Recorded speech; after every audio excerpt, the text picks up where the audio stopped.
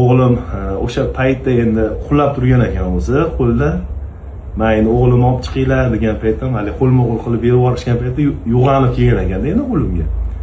O'sha paytda hali cho'chib ketdi. Endi emotsiya bor, atmosfera bor, shuni hisobiga cho'chib ketdi. Lekin hozir hammasi yaxshi. Xudoga shukr. Endi bunaqa qilmaymiz, xudo xolasa.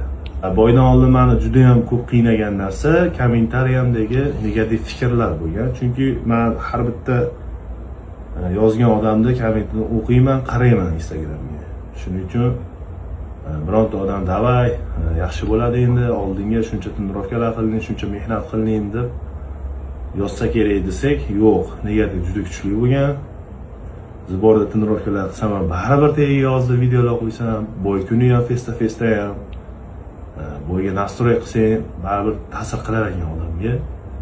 Hani ta'sir qilmaydi, e'tibor bermaydi-ku ko'p kishi, lekin baribir ta'sir qilar ekan. Bosim juda ham kuchli bo'ldi.